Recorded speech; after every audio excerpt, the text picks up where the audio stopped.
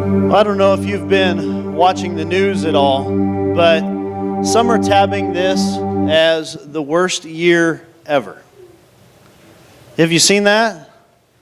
2016, worst year ever. And probably doesn't take a whole lot of insight to see the number of celebrity deaths that have happened over this last year. I mean, icons like John Glenn and Nancy Reagan. You've got musicians, several of them, among them Prince, David Bowie, George Michael, several athletes, among those Arnold Palmer, Muhammad Ali. I mean, these are some big names, aren't they? All dropping in the same year. You've got actors that played some of our favorite characters, like Carol Brady, Willy Wonka, and Princess Leia. I don't know if you remember, even as a kid, these commercials that came on about this psychic, Miss Cleo. You remember that? And she passed away this year, too. Wonder if she saw that coming. But that's not even to mention in our own lives, right? I mean, I can look at my life and go, wow, this last year I lost an aunt to cancer. I had a large group of family members involved in an auto accident, 5 of which losing their lives, another of which is still recovering from the fallout of the accident, but doing tremendously well, all things considered. And even just about a month ago, losing a friend in Minnesota to a car accident. She was on our leadership team there. She was just named the Person of the Year in that community, which is really kind of cool. But I'm guessing in your life there's maybe been some loss too, and it's so easy to focus in on that negative. Perspective sometimes can allow us to get lost, but worst year ever? I don't know about that. Come on, with perspective, I get it. It's immediate. And sometimes we feel the pain, we feel the heartbreak because it's so close to us. Sometimes because it's celebrities, the notoriety is so high. But let's get past the whole celebrities' lives matter. I mean, all lives matter, really, don't they? There's another little hashtag for your year. It's so much more than that. I mean, how many of you remember where you were on 9/11? I mean, before 9/11, it was just September 11th. Right? But now we know. Now we have those memories. Now we have those feelings that have etched those things in our head. I wonder if you were to ask the families affected by 9/11 if 2016 is the worst year ever, how they would respond. How about those affected by the Holocaust? Wow, 2016 doesn't maybe seem so bad. What about the Great Depression? Some of you have felt the ripples. I bet all of us have probably felt the ripples of the Great Depression. Now, none of us probably have experienced what was known as the Black Plague. I'm guessing that was a pretty rough year for a whole lot of people. And so I wonder if maybe instead of focusing in on the negative, on maybe what media has put before us, and not to their neglect. I mean, we have to admit, the positive news doesn't always ring in a chord. I mean, we don't stop and listen and go, oh, hey, that's doing really well today. It just it passes through the filter. We don't even think about that. Hey, such and such was born today. Way to go, you had a baby. Awesome. But whenever we lose someone, whenever bad things happen, it catches our attention and we immediately gravitate to the negative. But I wonder if maybe instead of focusing in on the negative, we would take that same perspective and focus in on the positive. Like, how has 2016 been a win for you? What great things has God done in your life over this last year? I think we could do the same thing as a church. Yeah, when we look at some of the things that God has done in this last year, it is tremendous. In 2016, there were 19 people baptized into Christ in a stock tank. That's awesome, guys. You can applaud. 19. And we have a number of people that are engaged in small group ministries. The most prominent one that we've got here is called Grow Groups. It's a sermon-based small group that we want to encourage everybody to get involved in and get to know people a little bit better and get to take the message, whatever is talked about on Sunday, to a whole new level through the week and just have that midweek pick-me-up, if you will. But Grow Groups have taken off. There have been a few new ones added, and it always ebbs and flows, just like our schedules do and our lives do. They get a bit crazy. But to see one popping up for singles, that was exciting. To see some of the connectivity that we've had with the community college and the Monday night campus crusade for Christ and some of the students that we've had hit and miss through here. I mean, you may not even realize the impact that's being made in places like that. To have a men's group that met throughout much of the fall, summer and into the fall, learning these leadership traits of a man.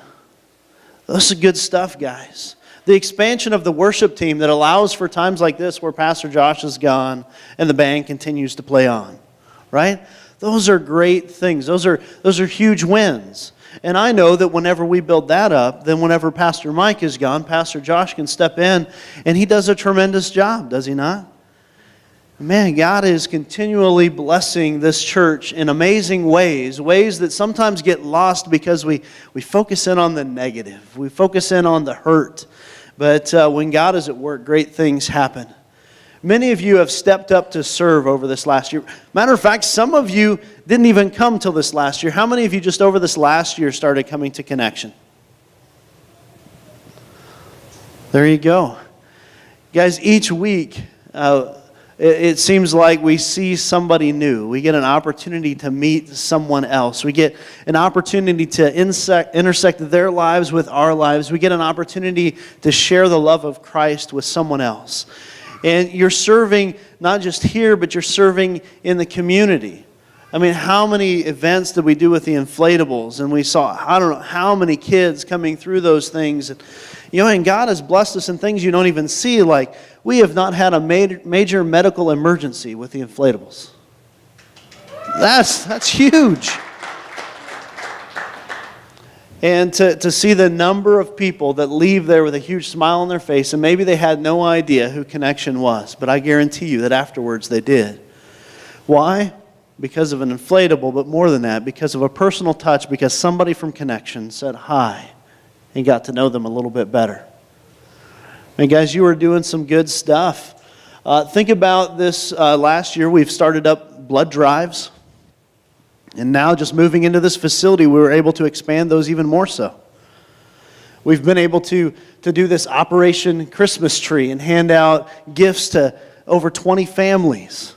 That's huge. To be able to do random acts of kindness and just extend that hand of love into the community. And who knows how many lives were touched through something like that. Something like Saving Grace. Whether it gives through Project Love One Another or through the Christmas tree or just through recommendations, through the school system. There's all sorts of arms that are just reaching out and touching the community that God has placed us in. And I believe that throughout 2016, we have made some strides in becoming the best church that we can possibly be for this community. And I think that God has got so much more in store. But we can't focus on the negative. Like we always just want to come back to the losses. We want to come back to the hurts. We want to come back to the struggles. But I want to tell you, worst year ever? No. I'm not buying it. I'm not buying it. I've seen God working in your lives. I've seen people come through who have experienced heartbreak and to find hope in Jesus. I've seen it. You can't measure that, guys. You can't measure the number of people that come through and have their families' lives impacted through the kids' ministry. Right? To be able to do things like we can through this new facility. I mean, our first ever Halloween event, and we had a couple hundred people coming through. And you may think that was just a couple hundred people, but a couple hundred people saw Connection Christian Church at work. A couple hundred people saw the facility that we use at Connection Christian Church. A couple hundred people were impacted by the love of Jesus. And maybe at some point, maybe not this year, maybe not next year, but at some point when they're hurting, when they're helpless, when they're looking for hope, I would bet that they begin to think about the church that helped them along the way. Guys, that's the hands and feet of Jesus at work in this community in tremendous ways. Not only did we move into this new facility, this facility took a lot of work. And there were a number of people that gave in tremendous ways. Financially, just through time availability, sweating it out. A lot of different things had to happen for us to move in here. And we have continued to see God use you in tremendous ways. You remember, some of you were with us back in May, and we had an opportunity to do a 2-year look back by going back to the Columbus Housing Authority where it all began. And we were trying to figure out how to squeeze in that space. Guys, that's tremendous. And I have no doubt if I were to flash up pictures, and maybe right now you got some visual images going on in your head, some images of Lost Creek Elementary School. Cold in the winter. Sauna is not even a word in the summer. Right? Set up and tear down and working around the school calendar. And so many things that God has brought us through.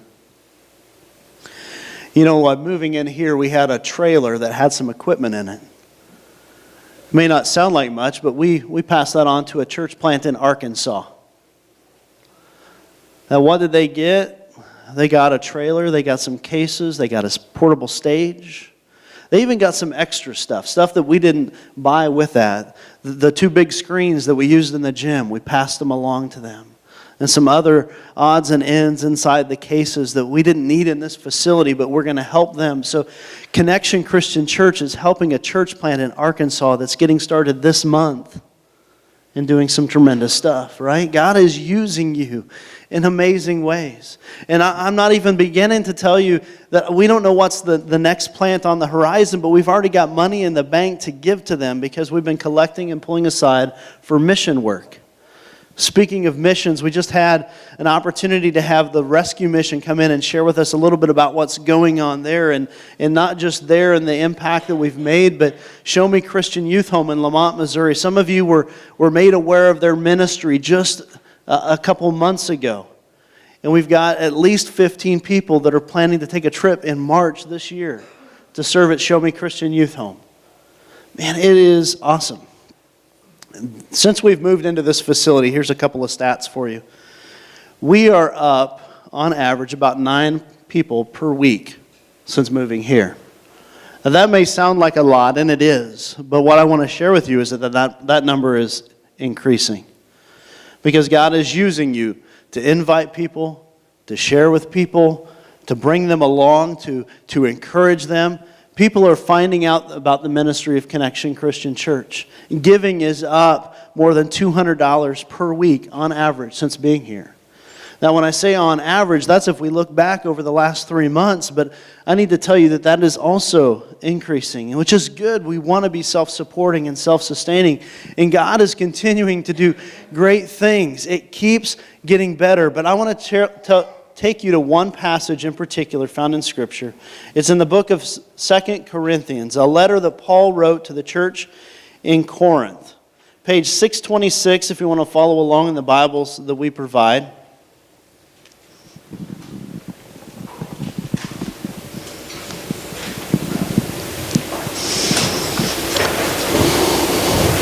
And this is what Paul is telling the believers in Corinth. Are we beginning to commend ourselves again? You ever know someone like that they're doing a pretty good job and they're pretty eager to tell you about how awesome they are, how great they have been. He goes on to say, or do we need, as some do, letters of recommendation to you or from others, or to you or from you?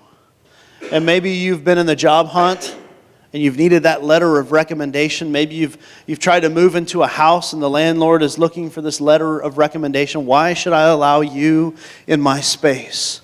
Why should I hire you and put you on the payroll? And so Paul is saying, as we go from church to church, as we go from community to community, do we need a letter from you, a letter for you? What's that looking like? Get this, he says, you yourselves are our letter of recommendation, written on our hearts to be known and read by all. That means as Paul is going from community to community, as he's going to start church after church, the letter of recommendation are the people that he's impacted along the way, the lives that have been changed. They're not changed by Paul, but they are letters from Jesus. Guys, you and I, we are letters from Jesus to people who are hurting, people who are struggling, people who are looking for hope, people whose lives are without reason, without meaning, and they need something. What they need is Jesus. And they may not pick up a Bible, and they might not go, oh, hey, this is what Paul says to the church in Corinth. But they might say, hey, I know that person, and I see how God has used their life, and maybe I can talk to them. Maybe they will have an answer. Maybe they can help me. Maybe they can point me in a direction. It can't hurt, can it? New Year's is a time where people are looking to better themselves. A time in which they're looking to join a gym for a month, buy that latest exercise equipment or video. They're going to put away the sweets for a while. And just maybe they might turn to Jesus. But I wonder if we're taking the time to invite them. If we really see all the great things that God has done in our lives, in our community, and in our church, and if we're taking to them that kind of hope that they need, it's great to diet and exercise. It's better to live eternally with Jesus. You and I, we have that hope. Let's continue reading. You yourselves are our letter of recommendation, written on our hearts to be known and read by all. And you show that you are a letter from Christ, delivered by us, written not with ink, but with the Spirit of the living God. Not on tablets of stone, but on tablets of human hearts. Guys, if anybody wants to know what Connection has been up to, we can give them all sorts of stats. I collect data. We can present a case, we can show a budget, we can present a number of baptisms, but the greatest testimony of God's work in this church is you. God's work, God's word written on your heart through man, but by Jesus. And so I asked these questions on Facebook, and very few followed up. I'm going to shake my finger at you now. But some of you did. And some of you are not getting off the hook so easy. Because I want you to know the power of connection. I want you to know the power of God's word written on your heart. I want you to know the power of personal testimony. The power of shining God's light through your life into the lives of other people. And so if you've got an answer for these questions, you don't need to raise a hand, just kind of a little bit of politeness. Don't yell all at one time. But how did you hear about Connection? How did you hear about Connection? A big sign on the corner. Friends. What's that? Father. That's my dad there, by the way. Everybody say, hey, Dad. Facebook. Co-worker. A family in Norfolk. Bounce houses. Another church in Omaha. A Google search. Personal invite. Mark had no choice. Now, this is kind of an interesting story in itself. When I first came to Columbus 3 years ago, I started visiting different churches. And I went to a church that Mark was helping out at, and he was in the sound booth running the computer, much as he is here right now. and very welcoming, and it was pretty exciting to see him. And then we found out that I was moving into his neighborhood. So he says that he's my neighbor, I'm his. He was there long before me. Man, do you hear that, guys, though? You know, through marketing, whether that's signs or billboards or Facebook, through service to the community, through personal invites, through church recommendations. Man, God has been using a number of different ways to get His word out about this church, and I don't think it's because of connection. I think it's all to the glory of God. Because it's all about connecting people to Jesus. And you and I, we get a part to play in that. And it's really exciting to see that. And as a pastor to know, this isn't me. This isn't Mike. This isn't Mike's work. Mike didn't come down here and build a church. God was building a church. And God was working behind the scenes. And He was calling people to it. And some of you had already been here and you'd been searching and you'd been looking for something. Some of you didn't even know that you were looking yet. But God was beginning to plant some things in your life as well. We're told that our mission as a church is to go and make disciples. Some of us, we move from other states to come here so that we can make disciples in another area. But some of you, God has placed right here in this community because of a job, because of your family, because, hey, this is where you've always been and you get no other choice. But whatever the case might be, if you're planted here, God is using you right here to make disciples. And if God moves you on through your workplace or through family or whatever, God is going to send you as a missionary to make disciples in wherever that is. And just the same way that some of these other churches said, hey, contact this person, they're in that community. Connection will be able to do the same thing. Hey, by the way, that person just moved to that community. You should follow up with them. You should get connected. And there will be all sorts of fingers going all sorts of different places. And they already have been, just over the last few years of connection. And through some of the people that have come here and that have moved on because of job promotions into other areas. And God has sent missionaries out from connection. And I believe at some point God is going to send out church planters from connection. God is going to raise up people from here to go to other neighborhoods, to go to other communities, to start different campuses, to start whatever God has put in your heart to make disciples in a different community. And He's going to do that, and it's going to be tremendous. But one of the most impactful ways that God is going to reach people in this community is through a personal invite, through a story of a life that's been changed. So I want to ask you how you have been impacted, but before we do, what keeps you coming back? Some of you obviously have been here more than once. What keeps you coming back? The church family. The church family. Friendly atmosphere. Friendly atmosphere. The message in my kids' ministry. The message, the kids' ministry. Feels like home. Feels like home.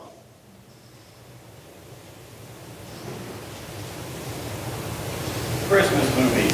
Christmas movies.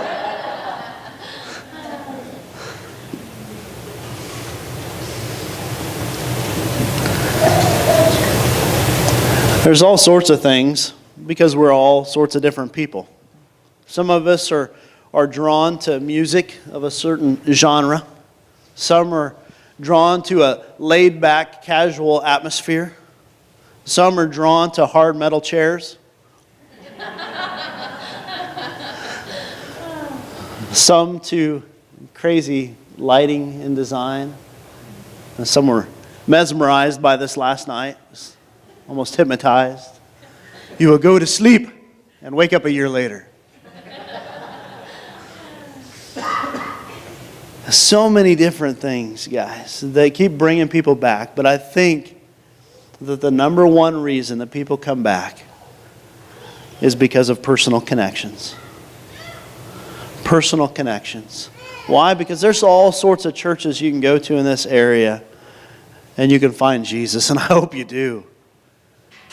But we want to be a place where people can belong, where people can be loved, where people are going to be able to connect to God without all of the extra stuff. And one of the best ways is through other people. So this is maybe the toughie, but one of the most important ones, because this is the letter Jesus is writing on your heart. Maybe he's still in the process, and I hope that he is, because we're not finished. But how has God used the ministry of connection to impact your life?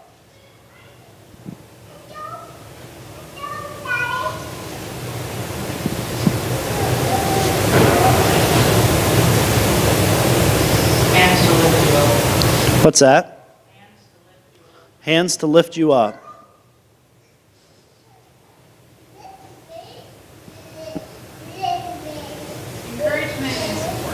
Encouragement and support.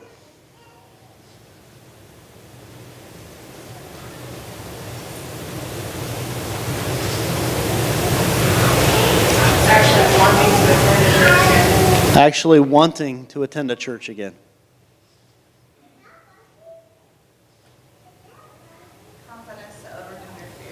Confidence to overcome fears.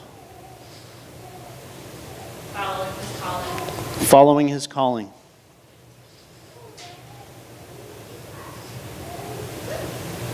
It's actually a church that I want to invite people to attend. It's a church that I want to invite people to attend. Making you hungry for more.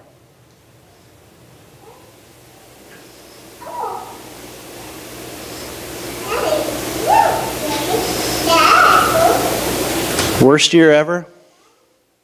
Nah. Best year so far.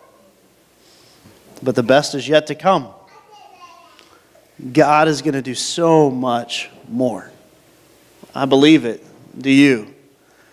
Do you believe that God can use you to serve in great capacities, to love on some that may be unlovable? That God can make an impact in your community and in your workplace and even with your family.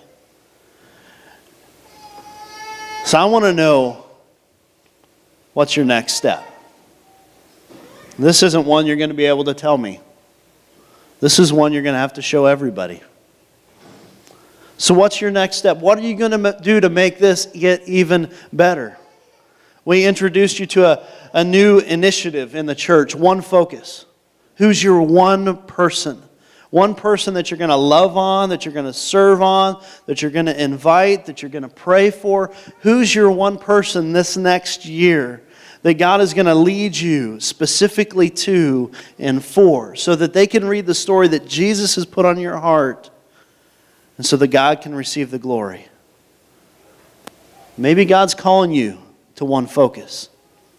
Maybe God's calling you to dig a little deeper. It's beyond Sunday morning now. And you need to get involved in a small group ministry of one form or another. Maybe it's Grow Group. Maybe it's an age-based group. Maybe it's to start a group. Maybe God's going to call you to serve in some capacity. And He's going to ask you to start handing out beverages, or He's going to ask you to start working in the kids' ministry, or He's going to ask you to go and serve in a mission field someplace. Maybe God is going to ask you to work with inflatables. Maybe God is asking you to start something brand new, or to go someplace else. And man, I don't want to hold you back, because it's not my story written on your heart. It's God's. And He has got so much more planned for you than I could ever imagine. And maybe God's already been telling you to do something and you're like, nah. Maybe He's asking you to step up and you're like, nah, I'm too busy already. Maybe the hardest thing for you this coming year is not what you're going to do, but what you're not going to do. And God's going to start pruning you a little bit so that He can make you all the more fruitful for His ministry. Maybe God's going to call you to serve, and maybe He's not. But one thing's for sure, at Connection Christian Church, you're going to find a church that's going to connect you to God, Because we're told that the greatest command is to love the Lord your God with all your heart, soul, mind, and strength. And you're going to find a church that allows you and encourages you to connect with other people. Because you're told the second greatest is like it, to love your neighbor as you love yourself. And you're going to be given some tools to go and make disciples. Because it's not my job, it's our job to make disciples. To love people, encourage them, and to make 2017 the best that's yet to come. So here's to a great 2017. God is going to be glorified.